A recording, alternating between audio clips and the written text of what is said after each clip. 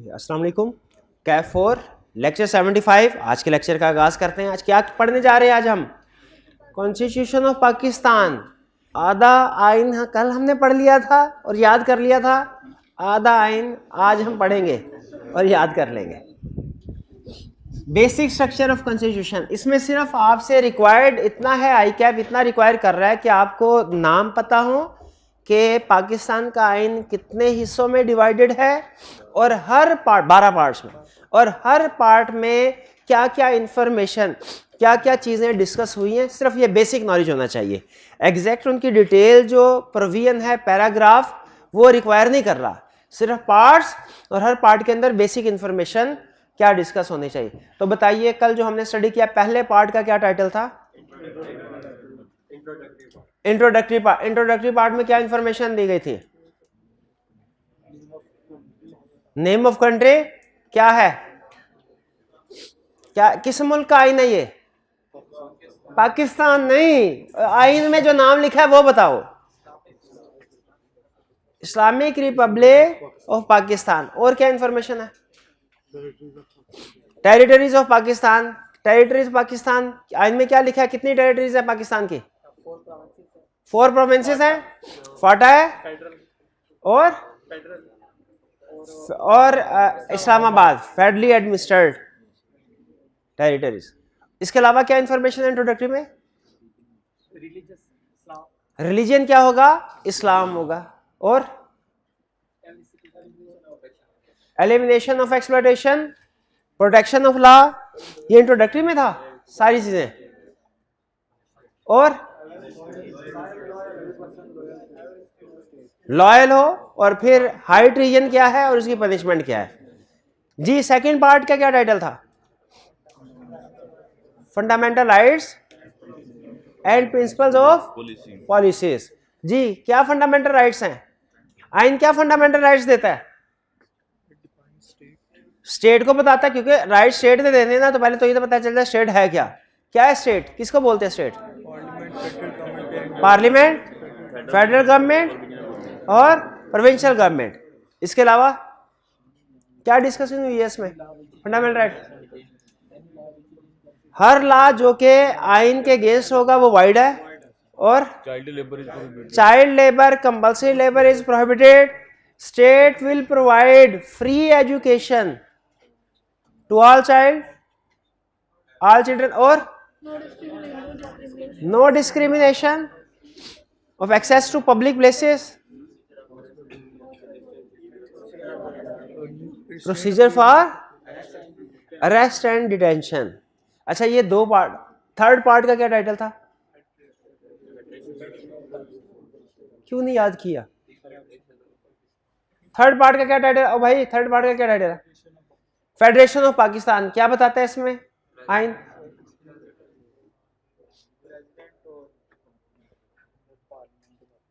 President और parliament के बारे में। प्रेसिडेंट के बारे में क्या बताता है?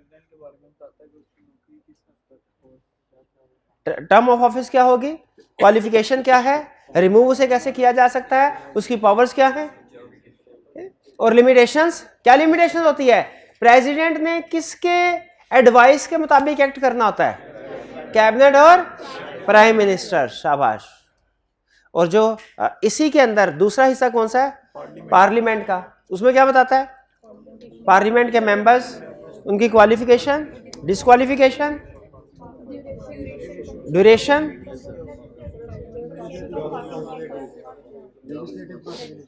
Legislative procedures.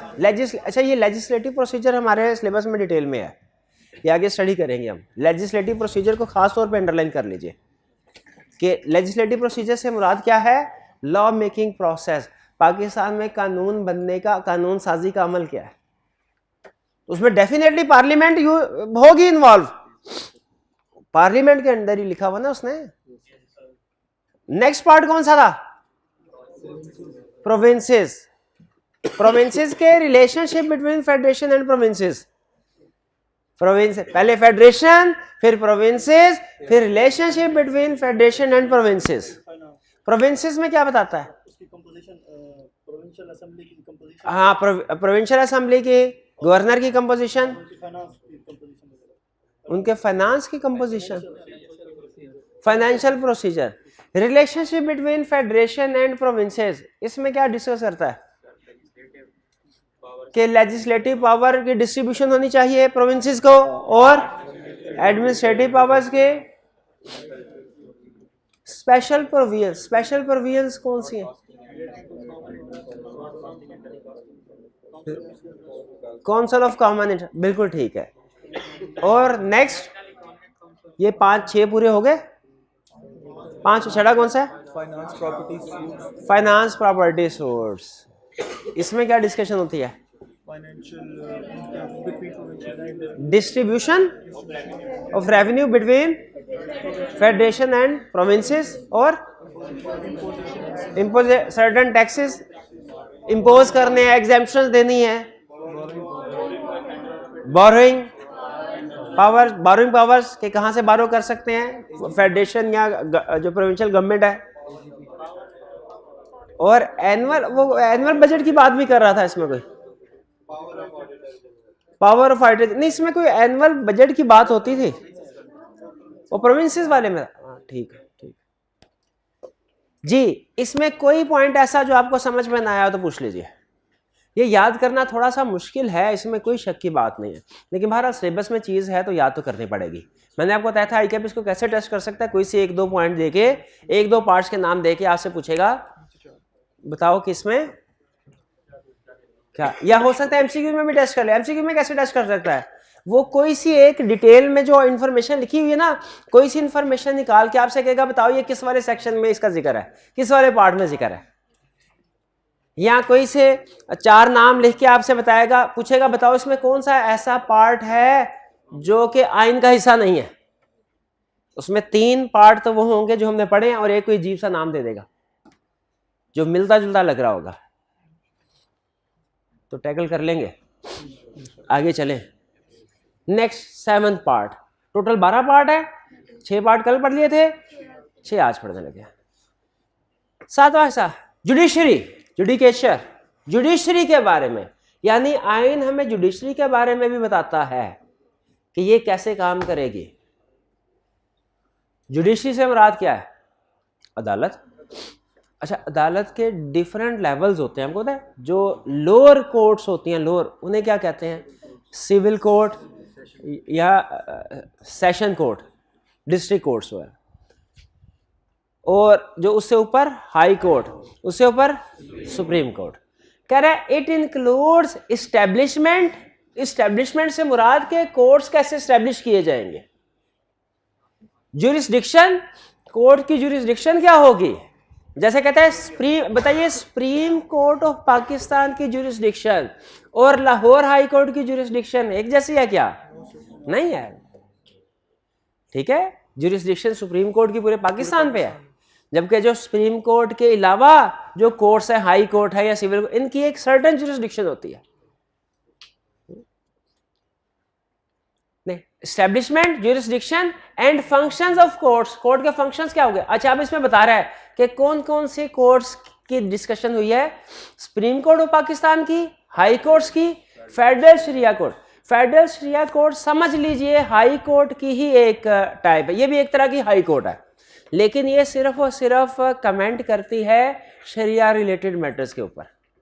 यानी पूरे पाकिस्तान में अगर कोई भी कानून शरीयत के अगेंस्ट हो तो फेडरल शरीयत कोर्ट की जिम्मेदारी होती है कि ये बताए सुप्रीम कोर्ट को, और सुप्रीम कोर्ट इसके एडवाइस के मुताबिक उसको कानून साजी करे, ताकि जो मुल्क का इस्लामी जमहूरिया पाकिस्तान है ना, तो उसमें जो कवानीन है, हालांकि कुछ हमने गोरों से भी कवानीन ली है, लेकिन पाकिस्तान का जो आइन है वो क्या कहता है कि जो कवानीन होंगे वो इस्लाम की रोशनी में बनाए जाएंगे।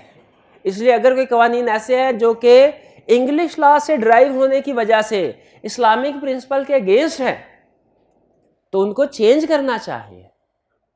वो क्या करना चाहिए? चेंज करना चाहिए। जैसे एक सजेशन मुझे इनकी याद है, फेडरल शरीयत कोर्ट ने एक सजेशन दी हुई है जिसके ऊपर अमल अभी तक, और भी बड़ी सजेशन है, सूद के ऊपर भी आपने देखा होगा उनकी सजेशन हैं। एक सजेशन ये थी कि कॉन्ट्रैक्ट एक्ट ये कहता है, इंग्लिश लॉ से ड्राइव किया गया ना, तो कॉन्ट्रैक्ट एक्ट ये कहता है अगर आपकी चीज में कोई खराबी है तो आपके लिए जरूरी नहीं है बायर को बताना, ये हमने पढ़ा हुआ ना, silence is not a fraud. जबकि इस्लामिक रूल्स ये कहते हैं कि अगर कोई बंदा बेच रहा है और उसकी चीज में कोई खराबी और उसे पता है तो वो ग्राहक को बता दे कि इसमें ये खराबी है। अब ये वाली कॉन्ट्रैक्ट एक्ट की प्रोविजन इस्लामिक रूल्स के अगेंस्ट है, तो उन्होंने कब से कहा भाई इसको चेंज कर दो कॉन्ट्रैक्ट एक्ट को, वो कहते हैं नहीं हमने बड़े फैसले जो भी रीजन है। बहरहाल फेडरल शरीयत कोर्ट का ये काम है। क्लियर हो गया? तो ये जो जुडिशरी है, जुडिकेचर, इसमें क्या क्या डिस्कस हुआ है? Establishment and functioning of courts, जिसमें सुप्रीम कोर्ट भी है, हाई कोर्ट्स भी है, फेडरल शरीयत कोर्ट भी है, और provisions related to appointment, qualification and remuneration of जजेस। जजेस की अपॉइंटमेंट कैसे होगी, क्वालिफिकेशन, रिम्यूनरेशन कैसे होगी, हाई कोर्ट का जज कौन बनेगा, सुप्रीम कोर्ट का जज कौन बनेगा, वगैरह वगैरह। ये सारा प्रोसीजर अपॉइंटमेंट, क्वालिफिकेशन, जिस तरह अपॉइंटमेंट, क्वालिफिकेशन, रिम्यूनरेशन वगैरह हमने पढ़ी थी ना थोड़ी देर पहले, किन की? MNAs, MPAs की, गवर्नर्स की। ठीक है, स्टडी किया था हमने कि प्रोविंशियल गवर्नमेंट और गवर्नर्स, इनके रिम्यूनरेशन, इनके क्वालिफिकेशन क्या होगी। किस सेक्शन में पढ़ा था? अच्छा, फेडरेशन में हमने प्रोविंसेस के बारे में पढ़ा था। मैं प्रोविंशियल गवर्नमेंट की बात कर रहा हूँ, मैं गवर्नर्स की बात कर रहा हूँ। ये किस सेक्शन में पढ़ा था? प्रोविंसेस वाले में पढ़ा था। फेडरेशन में थोड़ी पढ़ेंगे ये। फेडरेशन में तो कुछ और चीजें लिखी हुई थी। क्या लिखी हुई थी फेडरेशन में चीजें? प्रेसिडेंट के बारे में, पार्लियामेंट के बारे में। ठीक है, तो फर्क समझ आया ना, किस चीज के बारे में, किन लोगों के बारे में इंफॉर्मेशन किस सेक्शन में लिखी हुई है। MNA MPA बनने का जो क्राइटेरिया है, क्वालिफिकेशन क्राइटेरिया, किस सेक्शन में लिखा हुआ है? MNA करें, फेडरेशन। और जज बनने के लिए judicature. Next, other provisions, contempt of court. किस चीज को कंटेम्प्ट ऑफ कोर्ट समझा जाएगा, इसकी सजा क्या दी जाएगी? कंटेम्प्ट ऑफ कोर्ट समझ है ना, अदालत के हुक्म की तामील ना की जाए, हुक्म अदूली की जाए, contempt of court. Supreme judicial council, supreme judicial council क्या है? ये क्या होता है, कभी सुना आपने टीवी? सुप्रीम जुडिशियल काउंसिल, जजेस अगर कोई करप्शन करें या कोई ऐसा काम करे जो कि जुर्म हो, इनके खिलाफ इन्वेस्टिगेशन कहाँ होगी, इनके खिलाफ केस की सुनवाई कहाँ, कौन करेगा? Supreme judicial council. भाई आम लोगों को अगर कोई गलत काम करे तो जजेस सुनते हैं केस, और जजेस गलत काम करें, सुप्रीम जुडिशियल काउंसिल। ये पिछले दिनों कौन सा केस चल रहा था इनके पास, जस्टिस फाइज ईसा वाला केस। तो जजेस के खिलाफ किसी भी किस्म की कंप्लेन हो, रेफरेंस फाइल करना उसको सुप्रीम जुडिशियल, तो उसके प्रोसीजर लिखे हुए हैं। जुडिशरी क्लियर की प्रॉब्लम तो नहीं इसमें क्या बताता है? मेन कोर्ट्स की एस्टेब्लिशमेंट, जजेस की क्वालिफिकेशन, डिस्क्वालिफिकेशन, और कुछ प्रोसीजर्स जैसे कंटेम्प्ट ऑफ कोर्ट का और सुप्रीम जुडिशियल काउंसिल का। 8, इलेक्शन। इसमें किसका जिक्र आएगा? इलेक्शन कमीशन ऑफ पाकिस्तान का। कह रहा है formation and duties of election commission and chief election commissioner.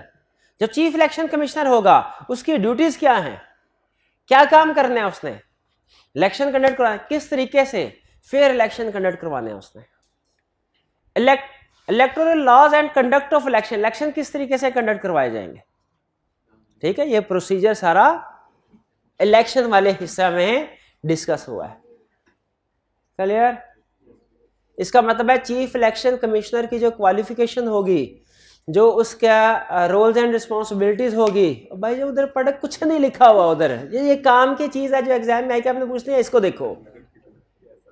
Chief election commissioner के रोल्स एंड रिस्पॉन्सिबिलिटीज क्या है, क्वालिफिकेशन, अपॉइंटमेंट, रिम्यूनरेशन, सारी डिस्कशन कहाँ होगी? इस इलेक्शन वाले सेक्शन में। जुडिकेचर, उसके बाद इलेक्शन, फिर इसके बाद Islamic provision. All existing laws shall be brought in conformity with the holy Quran and Sunnah. कि जितने भी पाकिस्तान में कवानीन है किसके मुताबिक उन्हें ढाला जाएगा? इस्लामिक लॉज के मुताबिक ढाला जाएगा।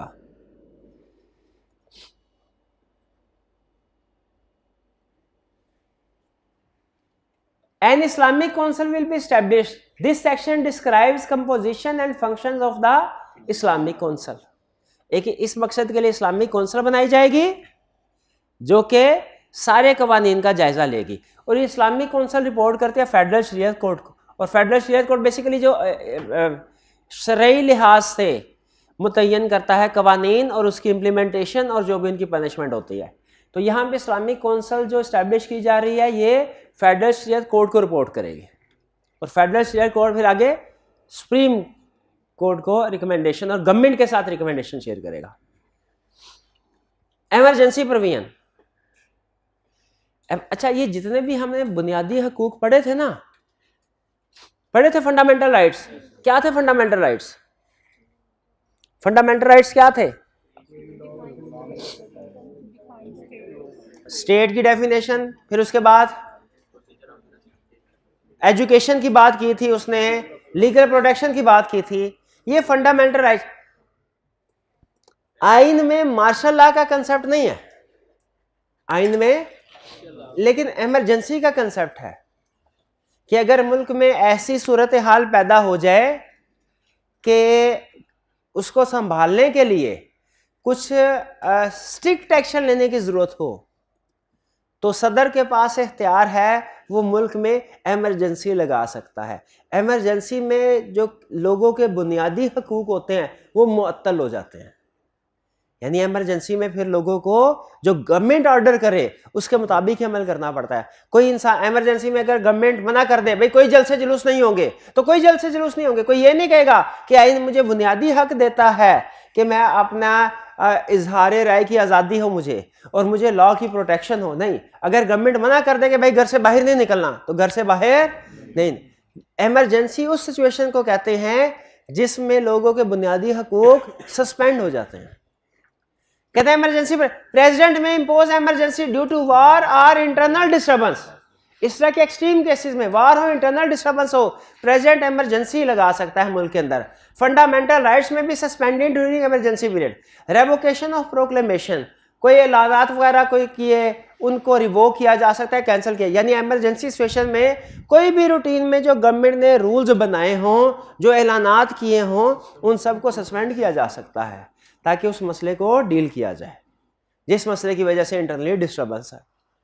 जैसे वार की सिचुएशन ऐसी है ना, अब जाहिर है रूटीन नेचर में जो भी मामला चलते हैं ड्यूरिंग वार वो मामला वैसे थोड़ी चलेंगे। Emergency provision. फिर अमेंडमेंट ऑफ कॉन्स्टिट्यूशन, कॉन्स्टिट्यूशन बन गया, इसके खिलाफ तो नहीं जा सकते, जो इसके खिलाफ जाएगा वो संगीन गद्दारी का मुर्तकिब होगा। लेकिन क्या इस आइन को तब्दील किया जा सकता है? कैसे किया जा सकता है? कैसे? This section describe procedure to amend constitution by act of Majlis Shura. Parliament का तर्जमा है मजलिस शुरा। ये पार्लियामेंट लॉ ने लॉ को बनाया है, पार्लियामेंट ही लॉ को अमेंड भी कर सकते। किस तरीके से अमेंडमेंट होगी वो प्रोसीजर उन्होंने बताया। प्रोसीजर हमारे सिलेबस में नहीं, सिर्फ इतना पता है होना चाहिए क्या इनमें उस प्रोसीजर का जिक्र है। मिसलेनियस, इसके अलावा मिसलेनियस सेक्शन में establishment and constitution of public service commission, सरकारी अफसरान कैसे अपॉइंट किए जाएंगे, पब्लिक सर्विस कमीशन के बारे में एस्टैब्लिश किया जाएगा commission. Command and function of armed forces, army के बारे में। Administration of tribal area, tribal areas को कैसे एडमिनिस्ट्रेट किया जाएगा, क्योंकि ट्राइबल एरियाज बेसिकली पाकिस्तान के साथ इल्हाक तो है इनका, लेकिन इनका अपना सिस्टम होता है जिसके मुताबिक वो चलते हैं। Protection to president, governor, minister, national language के इस्तिस्ना हासिल होगा प्रेसिडेंट को, गवर्नर को, मिनिस्टर्स को। और नेशनल लैंग्वेज क्या होगी पाकिस्तान की, क्या है नेशनल लैंग्वेज? ये पार्ट्स थे। आज वाले पार्ट्स इजी थे वैसे, है ना। और आज वाले पार्ट्स में खास बात पता क्या है, हेडिंग से ही आपको पता चल जाता है कि इसके अंदर क्या डिस्कशन होगी। ठीक है, ये वाला आज वाला लेक्चर याद करना निस्बतन आसान है। फिर इसके बाद शेड्यूल्स, 5 शेड्यूल्स, और किस शेड्यूल में किस चीज का जिक्र है ये भी सुनना है। First schedule describe law exempted from application of constitution. वो कौन कौन से लॉज है जिनके ऊपर ये आइन अप्लाई नहीं होगा। होंगे कुछ लॉ, जैसे समटाइम ऐसा होता है कि मिनॉरिटी से रिलेटेड लॉज है, मिनॉरिटी से रिलेटेड कुछ लॉज है, जैसे हिंदू फैमिली के ऊपर या हिंदू सोसाइटी के ऊपर जो लॉज एप्लीकेबल होंगे, वो जाहिर है हमारे आइन में तो उन्होंने ये लिखा है कि जितने भी लॉज होंगे वो सारे के सारे कुरान और सुन्नत के मुताबिक होंगे, लेकिन जो मिनॉरिटीज़ हैं, हिंदू हैं, ईसाई है फॉर एग्जांपल, उनके तो जाहिर अपने तो उनके ऊपर ये फिर आइन की प्रोविजन अप्लाई नहीं होगी, वो एग्जेम्प्टेड है। उसमें इस तरह की मजीद कुछ एग्जेम्पशन का जिक्र होगा। Second schedule describe election of president. Second schedule बताता है प्रेसिडेंट का इलेक्शन कैसे। इलेक्शन की तो हमने बात पढ़ी थी, वो तो इलेक्शन वाले हिस्से में उसका जिक्र था। वो इलेक्शन कौन से थे? जो इलेक्शन कमीशन ऑफ पाकिस्तान, वो जनरल इलेक्शन थे जिसमें MNAs, MPAs वगैरह को इलेक्ट किया जाता है। प्रेसिडेंट का इलेक्शन ये वो इलेक्शन है जो पार्लियामेंट में होता है, यानी हम आम अवाम किनको सेलेक्ट कर दिए। जो प्रोसीजर बता रहा हूँ ना, ये आगे चल के ये हमें बढ़ना है, कल या परसों के लेक्चर में इसकी डिस्कशन होगी। हम जो वोटर्स वोट के जरिए से इलेक्ट करते हैं MNA MPA, अपने इलाके के MPAs और MNAs को। MPAs बैठते हैं प्रोविंशियल असेंबली में और MNAs बैठते हैं नेशनल असेंबली। MPA का मतलब member of provincial assembly, MNA का मतलब member of national assembly. MPAs अपने में से किसी एक पर्सन को चीफ मिनिस्टर चुन लेते हैं, CM, और MNAs अपने में से किसी को नहीं, प्राइम मिनिस्टर चुनते हैं, प्राइम मिनिस्टर चुनते हैं। प्रेसिडेंट चुनने के लिए MNAs पार्लियामेंट सारी, नेशनल असेंबली भी, सेनेट भी और MPAs प्रोविंशियल असेंबली भी इकट्ठा मिलकर प्रेसिडेंट को चुनते हैं। तो यहाँ पे जो हमने पहले इलेक्शन पढ़े थे वो MNAs और MPAs के इलेक्शन थे। प्रेसिडेंट का इलेक्शन और प्राइम मिनिस्टर कैसे इलेक्ट होगा उसके लिए प्रोसीजर अलग है। यहाँ पे उसने इलेक्शन ऑफ प्रेसिडेंट का प्रोसीजर बताया क्या होगा, जो हमारे सिलेबस में है। ये हमारे सिलेबस में है इलेक्शन ऑफ प्रेसिडेंट के, प्रेसिडेंट को कैसे इलेक्ट किया जाएगा, प्राइम मिनिस्टर को कैसे इलेक्ट किया जाएगा, ये भी हमारे सिलेबस में। Third schedule describe oath of office. कोई प्राइम मिनिस्टर बनना चाह रहा है, प्रेसिडेंट, जज, आपको पता है वो ओथ लेते हैं, हलफ लेते हैं। उस हलफ के अल्फाज क्या होंगे, किन अल्फाज के साथ हलफ लिया जाएगा, किस किस पोजीशन से हलफ लिया जाएगा, वो कहाँ पे लिखा हुआ है? थर्ड शेड्यूल में। Fourth schedule describe legislative list, जो भी लॉ मेकिंग है, लॉ बने हैं उनकी लिस्ट, जो इस आइन के मुताबिक लॉज बने। Fifth schedule describe remuneration, terms and condition of services of जज।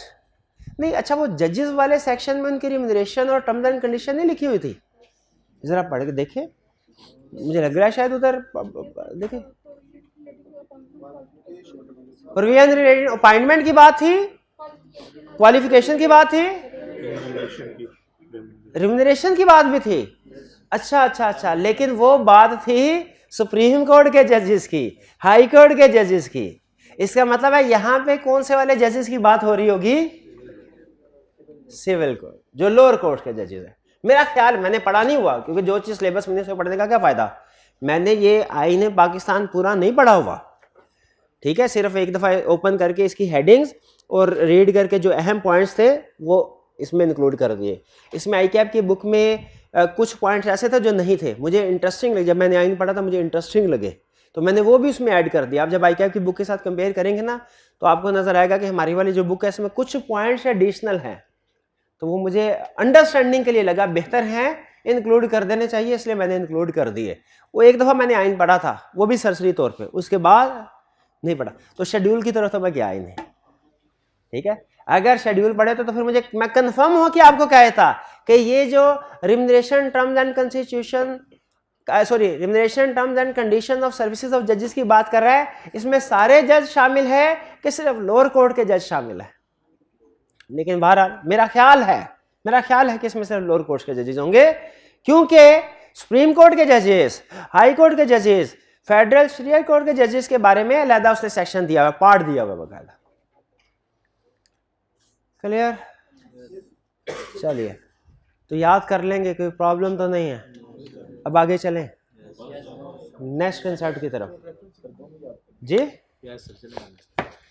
याद करना है।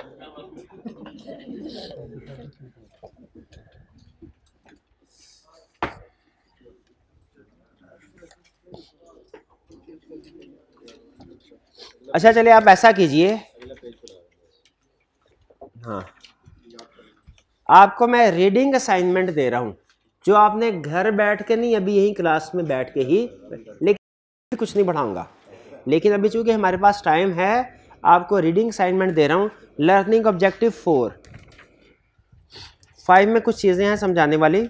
लर्निंग ऑब्जेक्टिव 4 ये एक इंफॉर्मेटिव लर्निंग ऑब्जेक्टिव है, जिससे आपको जो पाकिस्तान का सिस्टम है कि पाकिस्तान में कानून साजी कैसे होती है, इस बारे में आपको इन्फॉर्मेशन पढ़ाना जरूर है। मैंने ये नहीं मैं कह रहा कि आपने खुद पढ़ के तो खुद ही समझ लेना, नहीं, मैंने खुद पढ़ाना है, समझाना भी है। लेकिन आपने एक दफ़ा रीडिंग की होगी ना, तो बहुत सी चीज़ें आपके जहन में बैठ जाएंगी, मेरे लिए समझाना आसान होगा। पढ़ेंगे हम इसको नेक्स्ट लर्निंग ऑब्जेक्टिव में ही, ठीक है, कल के लेक्चर में पढ़ेंगे।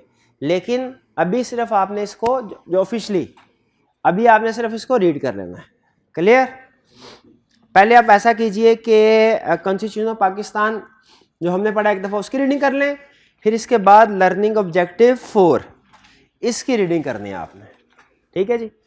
ऑफिशियली आज का लेक्चर यहाँ पे कंक्लूड करते हैं, लेकिन अभी आपकी छुट्टी नहीं है, और ऑनलाइन वाले स्टूडेंट आप लोगों ने भी लेक्चर ख़त्म होने के बाद ये रीडिंग ज़रूर करनी है।